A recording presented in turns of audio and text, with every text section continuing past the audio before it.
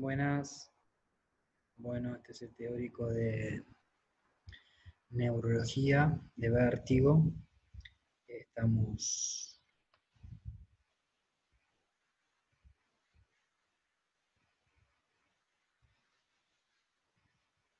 para CGI. Bueno, la idea con el teórico básicamente es poder tener una aproximación a lo que es el vértigo y a algunas enfermedades que dan con mucha frecuencia vértigo. En ese sentido, lo importante es que se queden de esta clase con 2 o 3 conceptos. ¿Ah? La definición de vértigo, 3 o 4 cosas que son importantes a la hora de hacer una anamnesis, 3 o 4 cosas que son importantes a la hora de un examen físico, para poder pensar bien en el vértigo y de allí encaminarse desde el punto de vista diagnóstico y terapéutico. El vértigo es una afección súper frecuente y de ahí la importancia del tema.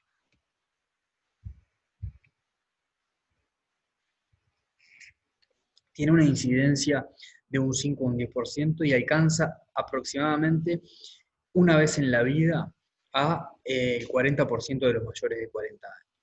Por lo tanto, es una sintomatología, más que enfermedad, es una sintomatología súper frecuente. Aquí estaríamos englobando todo lo que es mareo, vértigo, inestabilidad y desequilibrio.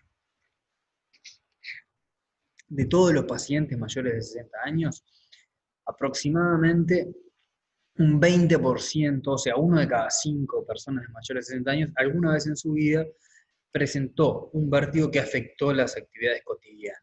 Por lo tanto, es de suma importancia saber, conocer y poder hacer diagnósticos y tratamientos precisos con respecto al vértigo.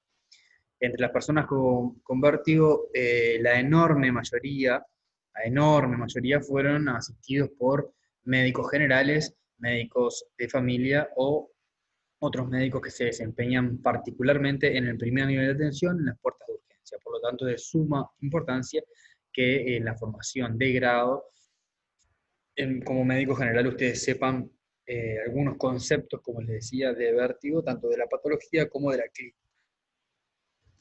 La frecuencia de la sintomatología vestibular o vértigo, según la etiología, a grandes rasgos es un 40% en realidad, o sea, 4 de cada 10 vértigos se presentan realmente con una disfunción del sistema vestibular periférico, 1 de cada 10 con una disfunción del sistema vestibular central, o sea que son súper infrecuentes o de baja frecuencia, la patología que da síndrome vestibular central.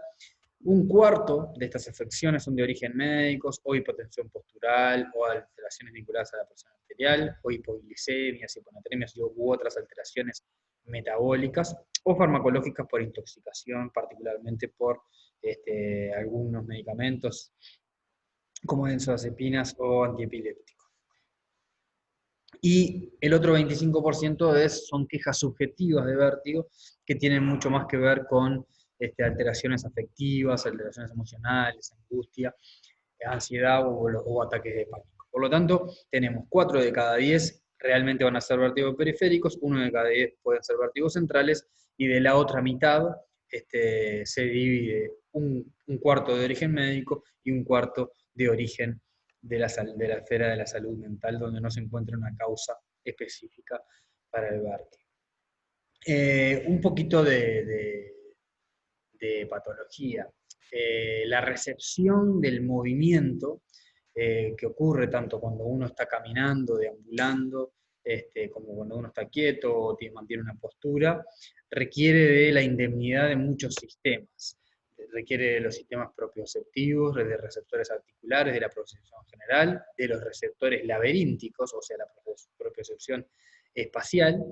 Aquí está el utrículo, el sáculo y los conductos semicirculares, que ahora vamos a ver, de la indemnidad de los nervios vestibulares y las vías vestibulocerebelosas, el cerebelo, y después vías cerebelo-tálamo-corticales, tanto ascendente como descendente.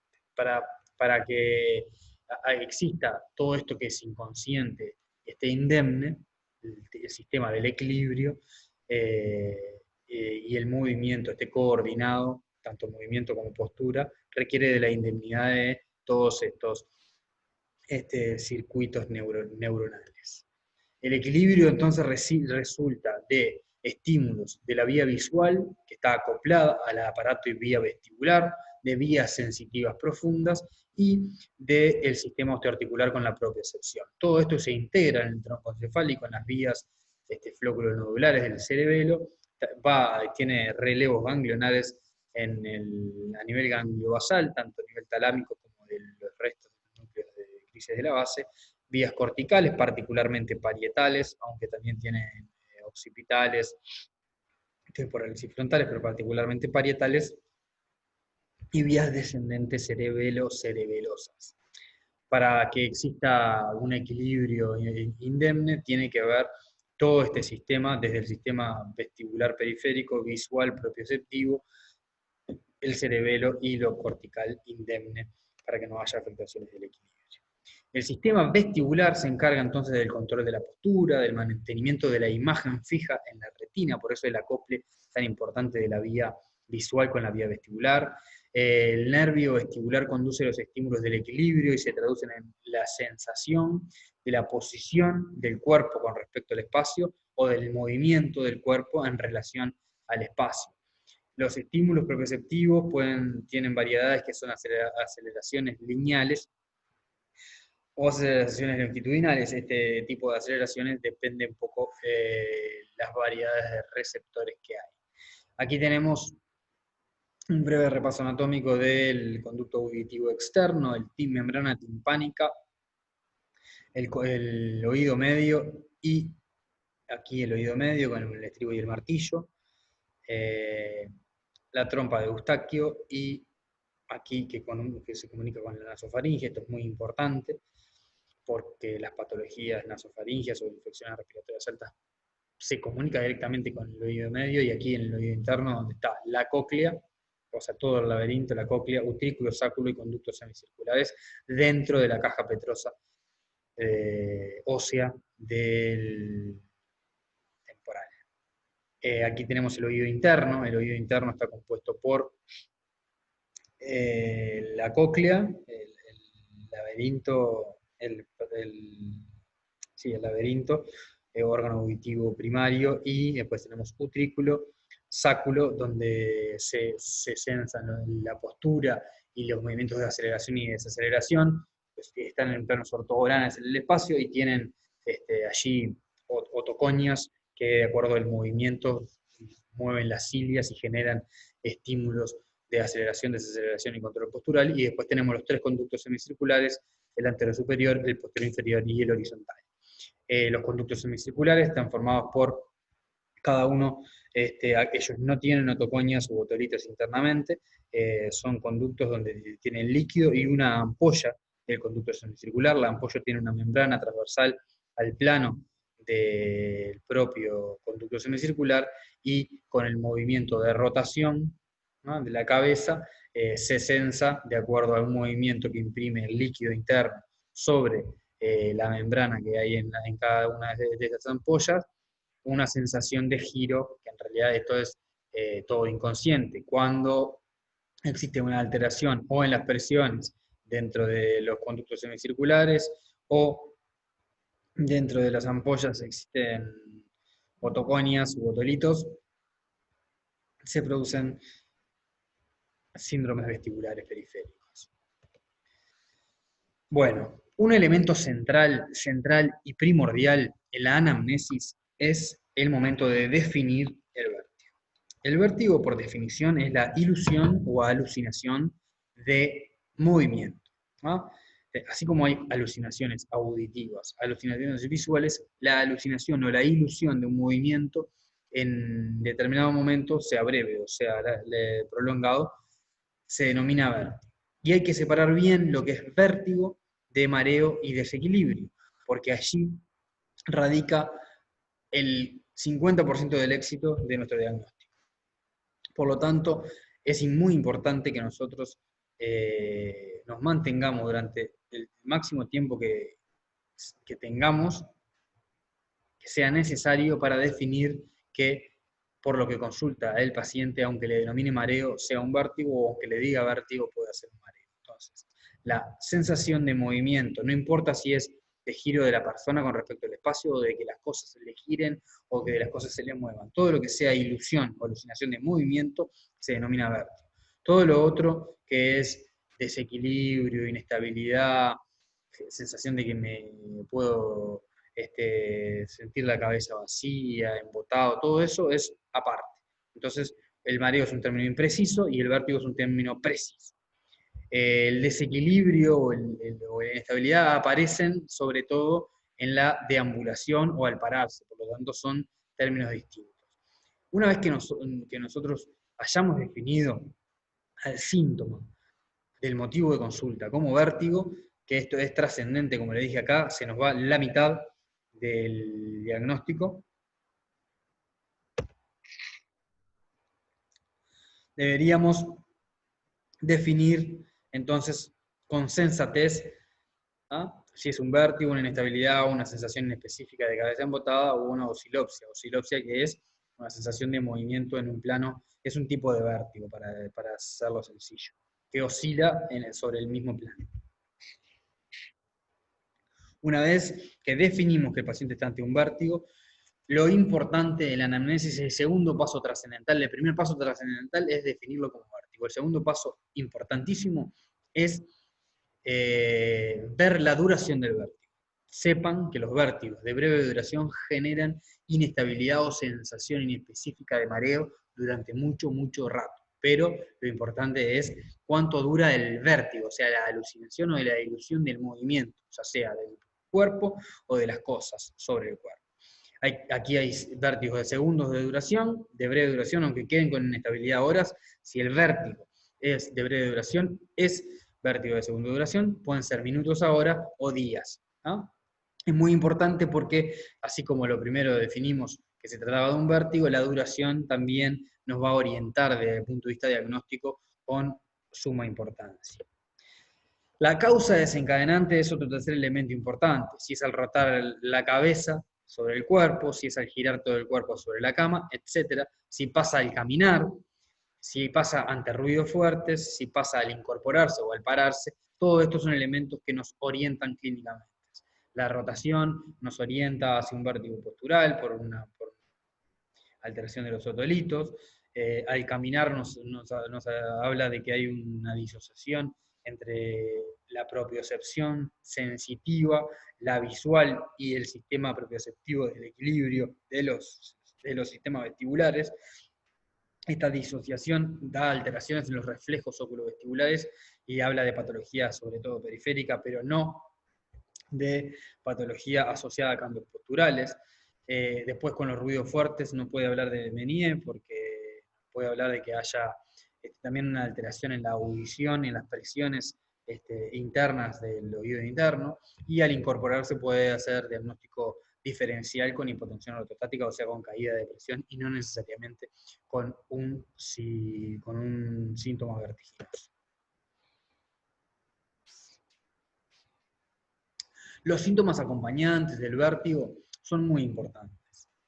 Los síntomas visuales, como visión borrosa, fosfenos, u otros síntomas visuales, particularmente de diplopía, porque la diplopía es otro síntoma particularmente del sector posterior, por lo tanto un vértigo de horas de duración que se acompaña de diplopía, uno tendría que sospechar una patología del tronco encefálico.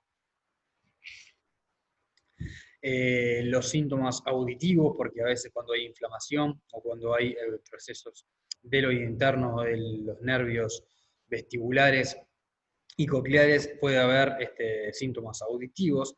Los elementos vegetativos, los síndromes vestibulares, cuanto más elementos vegetativos tengan, más orientado a un síndrome vestibular periférico, las náuseas, los vómitos, las ganas de orinar, las ganas de ir de cuerpo, de defecar, palpitaciones, sudoración, etc. Obviamente que otros síntomas acompañantes como cefalea, fiebre o caídas también son importantes.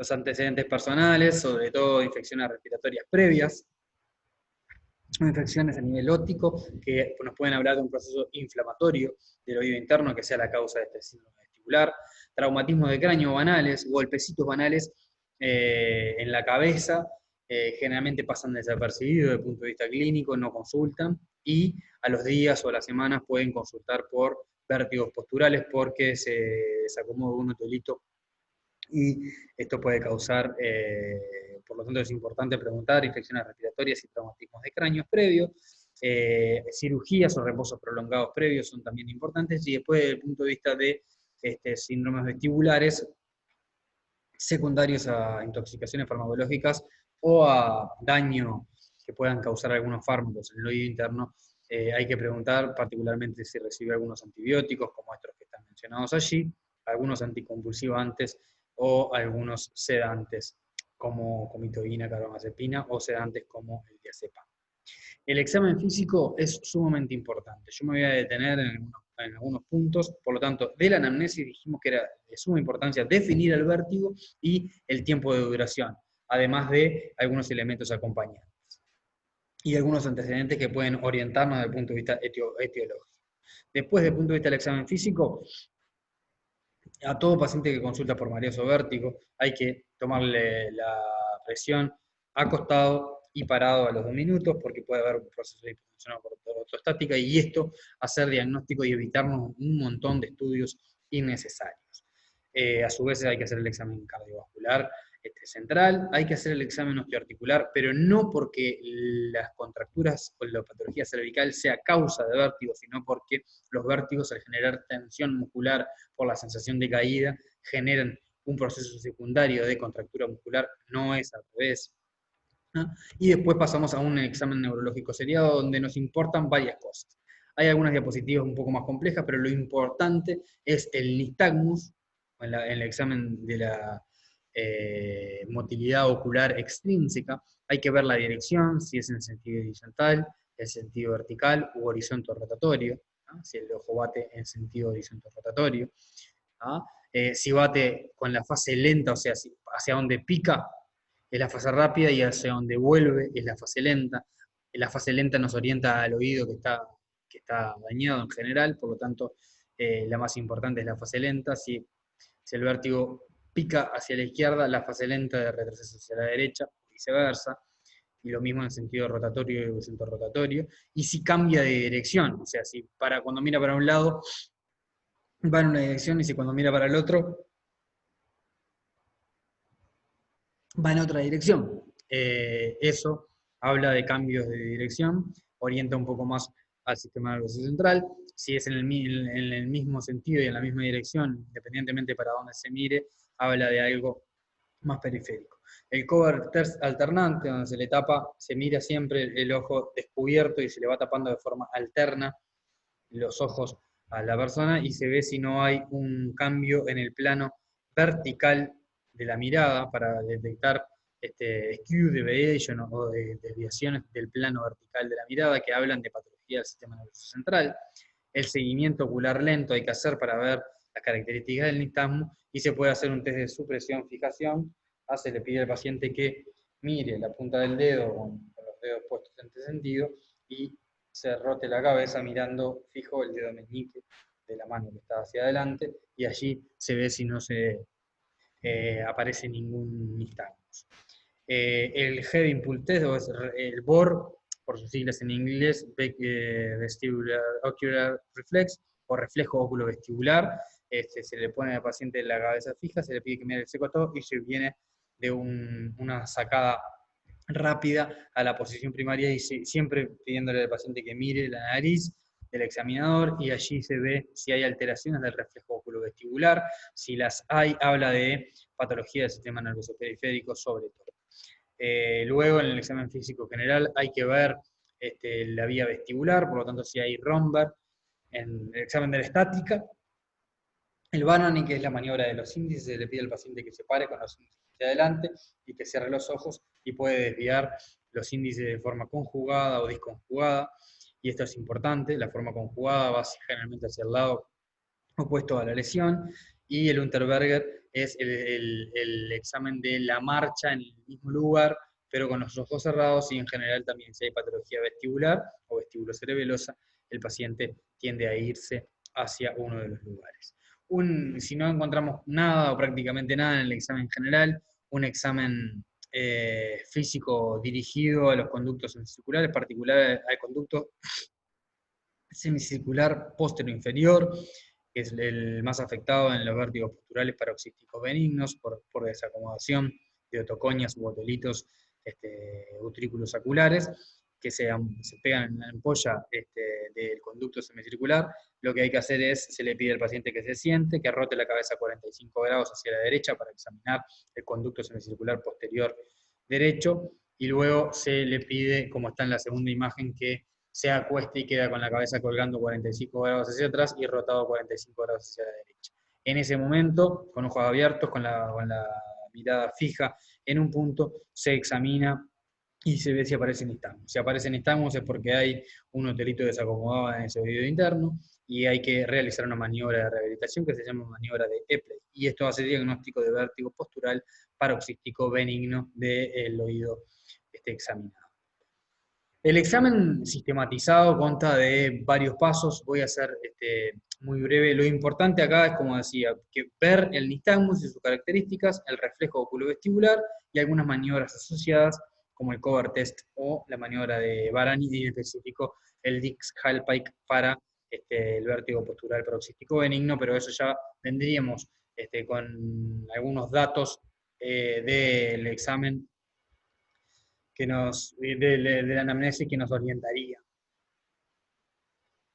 El examen sistematizado consta primero a la inspección, valorar la búsqueda de nistagmus espontáneo. Segundo, se le pide que mire hacia los costados con mirada fija y se busca nistagmus evocado en la mirada excéntrica, o sea, mirando hacia uno de los costados a 20-30 grados de la posición primaria, y se ve si aparece nistagmus allí. Luego, al seguimiento lento, se ve si aparece nistagmus. Luego, a las sacadas rápidas, se pide al paciente que mire para un lado rápido, que mire para el otro. El quinto punto es el movimiento cefálico. Este es el reflejo oculovestibular, como decíamos. Después, si hay sospecha de un vértigo postural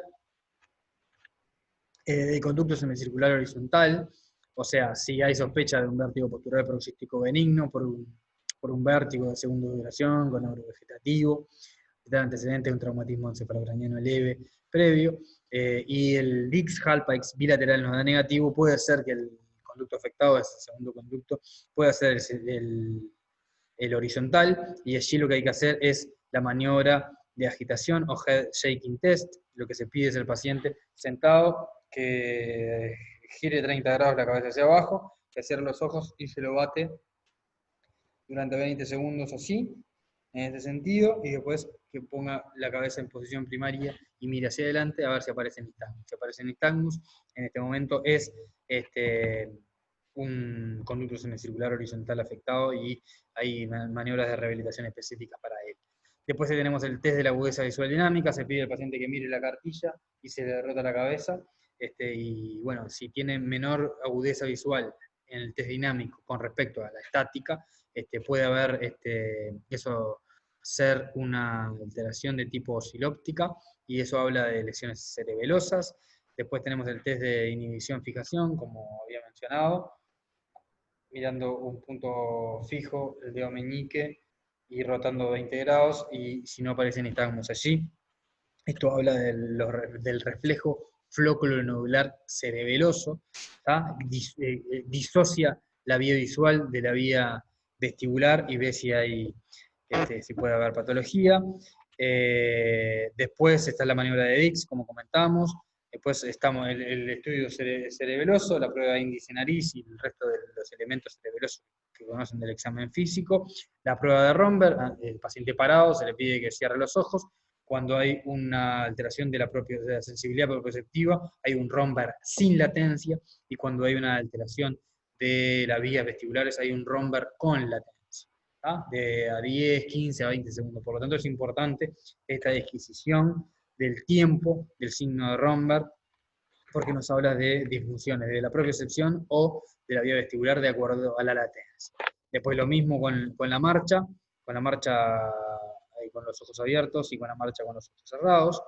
Luego también existen otros test, por ejemplo, para la vibración, tanto a nivel de la calota craneana y de los conductos auditivos, como a nivel de la propiocepción para ver, como decíamos, el equilibrio. Es un sistema complejo que requiere de la indemnidad de la vía visual, de la vía propioceptiva, de la sensibilidad propioceptiva, de los sistemas vestibulares y de las vías, en realidad, del tronco cefálico del cerebelo y cerebro-cerebelosis. Acá hay algunas características particulares importantes. El nistagmus, cuando es horizontal o horizontal rotatorio, habla más de una patología vestibular periférica. Cuando es multidireccional, o sea, cambia de dirección, diferentes posiciones de la mirada, o es vertical, orienta a patología del sistema nervioso central. Un romber con latencia habla de una lesión del sistema nervioso periférico, y sin latencia o sin romber puede hablar de una lesión de las vías propioceptivas o del sistema nervioso central. Un Varani conjugado, o sea, los dos índices van hacia el mismo lado de forma paralela, habla de lesiones periféricas, y no conjugados, si se separan, se juntan, se cruzan, habla de desviaciones probablemente del Varani de los vértigos centrales. El Unterberger, o sea, se desvía cuando camina con los ojos cerrados en la misma, cuando marca el paso en la misma posición con ojos cerrados hacia el mismo lado del Varani, habla de patología del sistema nervioso periférico. El sistema nervioso central depende de la afección. Otros elementos neurológicos, cuando es compromiso periférico, puede ser un compromiso del octavo par, y cuando hay compromiso de tronco cefálico se puede comprar de cualquier otro síntoma de par craniano, como ser diplopía, tosis, estrabismo, hipoparestesia de mi cara, disartria, parálisis facial, trastornos de la deglución y demás. Cuando hay síndromes neurovegetativos floridos o muy, muy característicos, hablan más del sistema nervioso periférico, y cuando habla del sistema nervioso central, los síntomas vegetativos son en general escasos. Esta diapositiva que habla del HINTS, que fue un estudio que es muy importante desde el punto de vista de la clínica. El HINTS comparó en centros de referencia 3 elementos clínicos, que fue el BOR o Head Impulse Test, afectación, como recuerdan, del reflejo óculo-vestibular, las características del nistagmus y el Cover Test, y con estos 3 elementos clínicos, con una altísima sensibilidad de más del 90% y una altísima especificidad de casi el 90% comparado con resonancia, vio que la combinación de estos 3 elementos clínicos es casi como la resonancia en agudo. Por lo tanto, para diferenciar síndromes vestibulares agudos, centrales de periférico, es de suma importancia aplicar el HINTS, independientemente de todas las cosas que mencionamos anteriormente. Por lo tanto, un BOR o reflejo oculovestibular normal, con un nistagmus de características verticales, por ejemplo, y un cover test alterado, o sea que hay una inclinación en el plano vertical de los ojos, nos habla de síndrome vestibular probablemente central. Y cuando hay un reflejo oculovestibular patológico con un nistagmus horizontal o horizontal rotatorio que no cambia de dirección, y un cover test normal, nos habla con altísima sensibilidad y especificidad de un síndrome vestibular periférico. Estos elementos son centrales desde el punto de vista clínico para que ustedes utilicen y puedan diagnosticar con certeza o con un alto grado de certeza, si aprenden a hacer las maniobras, los síndromes vestibulares centrales de los periféricos, más allá de todas las otras características que decíamos hoy, vértigos de segunda duración, con cambios posturales, etcétera, que orientan a lo periférico, o vértigo de horas de duración, sin síndrome de neurovegetativos floridos, que con un poquito de cefalea y algún otro síntoma neurológico acompañante del sector posterior nos orientan a patología central. Independientemente de ello, estos 3 elementos del examen clínico son importantes porque están estudiados, comparados con la imagen, y tienen alta sensibilidad y especificidad. Bueno, algunas cuestiones del vértigo periférico. El vértigo periférico puede ser de segundos, minutos, horas, pero sobre todo los vértigos, vamos a ver algunas características, los vértigos periféricos de segundo de duración, con fenómenos neurovegetativos, como desencadenantes con el cambio de posición, y con un DIX positivo es un vértigo postural paroxístico benigno. Un vértigo de segundos de duración que aparece como al caminar y que tiene alteraciones en el reflejo oculovestibular, puede dar una alteración en cualquier parte del reflejo oculovestibular, y eso puede ser desde el oído interno hasta el nervio vestibular. Vértigos de minutos u hora, dependiendo si se acompaña de hipoacusia, por ejemplo, con alteraciones del BOR, puede ser una enfermedad de Menier, y si se acompaña de cefalea, o si después del vértigo de 10-15 minutos aparece una cefalea de característica migrañosa, puede ser una migraña vestibular.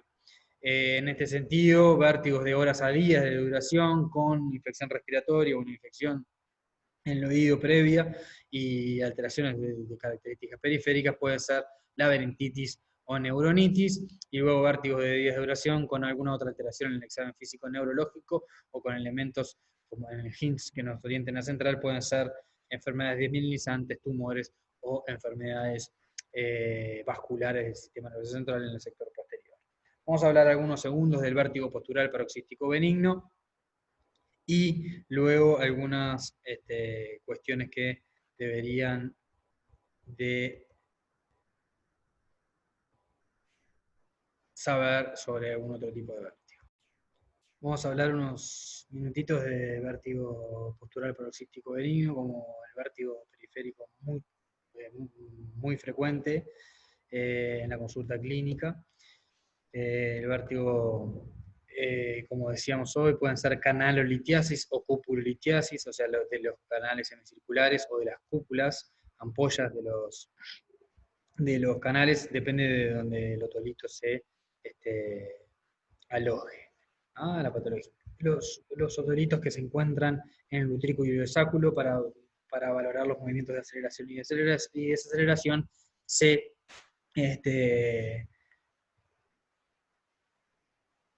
introducen en algunos de los conductos semicirculares, en general el posterior inferior, y allí generan la distorsión. Cuando uno rota el movimiento y termina el movimiento, el otolito queda reverberando sobre la ampolla o sobre la membrana de la ampolla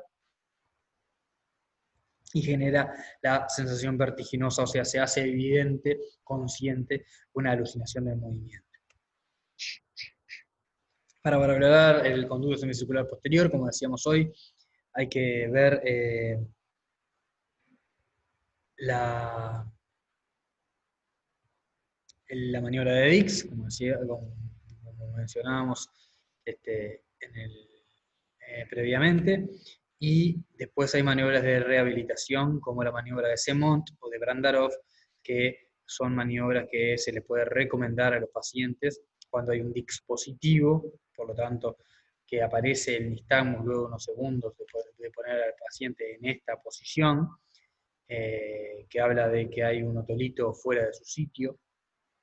Allí se le recomienda se le realiza la maniobra de Epley y se le recomienda la maniobra de Semont para la rehabilitación. La maniobra de Epley, bueno, la tienen que realizar, se rota 90 grados la cabeza en esta posición, se rota 90 grados la cabeza hacia el otro lado, y allí el otolito se cae por el conducto, luego se rota el tronco, y queda de costado el paciente con la cabeza fija sobre el tronco, por lo tanto el otolito cae otros 90 grados, y luego el paciente se sienta, queda mirando hacia abajo, y esta es otra maniobra que genera una rotación de 90 grados del cuerpo, por lo tanto el otolito generalmente tiende a hacer los 3 movimientos para volver al utrículo y el sáculo cuando es que está fuera de su sitio. Se le enseña para que en la casa se haga la maniobra de Semont, y luego si el conducto semicircular alterado, sospechado es el horizontal, se hace la maniobra de McClure, que se pone al paciente acostado con 30 grados de la cabeza sobre el tronco y se rota hacia un lado, se mira y se rota hacia el otro y se mira. Esta maniobra es importante como el head shaking test, decimos hoy, para el segundo conducto más afectado, que es el horizontal, y la maniobra de rehabilitación es la maniobra de barbecue, la barbacoa, que la pueden aprender rápidamente, no es un detalle para este teórico. El vértigo postural paroxístico benigno, generalmente la etiología, la mayoría de las veces es idiopático, pero está el antecedente de un traumatismo encefalocraniano muy leve, de un reposo prolongado, puede ser secundario a una enfermedad de Meniere, o luego de una neuronitis, o de algún otro elemento que haya previamente. La enfermedad de Meniere es una enfermedad de base patológica con un hidrops, se dilata el laberinto membranoso interno y causa crisis vertiginosas por aumento de la presión de la endolinfa dentro de los conductos semicirculares y del utrículo y el sáculo. A su vez también este aumento de las presiones en la cóclea genera pérdida de la audición y esto genera la clínica vestibular y auditiva y luego la esclerosis que se genera en la enfermedad de Meniere o degeneración del oído interno. Meniere tiene varias causas, después existe otra etiología del síndrome de Meniere que puede ser infecciosa, traumática, la de otoesclerosis o la neuroludes, y está en la enfermedad de Meniere que es idiopática. La neuronitis vestibular, que generalmente sucede luego de infecciones respiratorias altas, hay una inflamación y pérdida del epitelio o inflamación del epitelio del oído interno y causa con una neuronitis o laberintitis de inflamación del oído interno y esto puede causar hipoacusia y vértigo periférico y se trata en general con antiinflamatorios.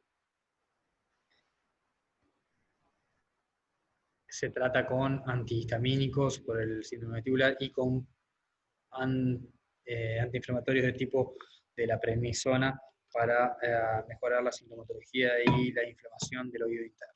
Esto está hablando de la neuronitis o la laberintitis. Bueno, generalmente para clínica no se pide, excepto en el Meniere, un audiograma y después un examen clínico bien dirigido en el resto de la patología vestibular.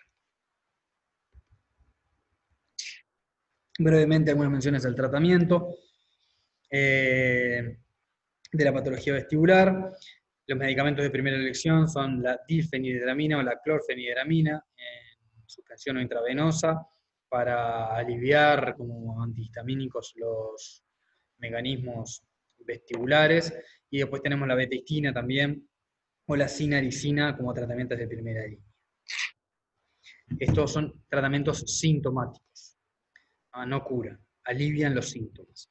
De segunda línea tenemos el primperan y la domperidona, en general también actúan a nivel del oído interno y generan disminución de la sensación vestibular, además de aliviar los síntomas vegetativos acompañantes, y después la sedación que puede ser con un toque de benzodiazepinas o con algún antipsicótico de tipo Phenergan que a su vez inhibe la sensación vestibular, pero bueno, los sedativos tienen la contra del efecto adverso. Sedativos son para pacientes que pueden ir a hacer un reposo a su casa luego. El tratamiento de la enfermedad de Meniere es una dieta sin sal, se hacen los tratamientos antihistamínicos con betistina y se puede hacer tiacidas de 25 a 50 miligramos por día y también, bueno, cuando son muy sintomáticos se puede hacer gentamicina o tratamiento quirúrgico. En el vértigo postural paroxístico benigno se tiene que hacer la maniobra de Epley, como mencionaba hoy, y se enseña la maniobra de Semont y Brandarós para que el paciente se rehabilite en su casa.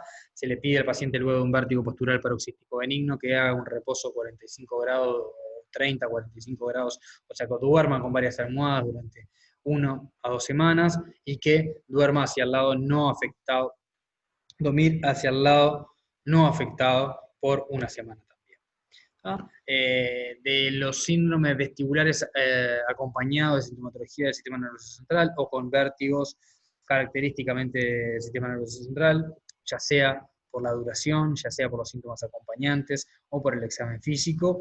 Las causas más frecuentes pueden ser AIT o ACV, del sector vascular, del tronco cefálico del cerebelo, enfermedades desmielinizantes como la esclerosis múltiple, puede ser epilepsias del lóbulo temporal o parietal, como con crisis vestibulares, pueden ser vértigos, que luego se acompañan de migraña, como la migraña basilar o vestibular, obviamente que tumores del ángulo pontocerebeloso, como neurinoma del acústico, que producen vértigos progresivos de inicio insidioso y de curso progresivo, o malformaciones de la charnera como el Chiari pueden ser causa de vértigos de origen central.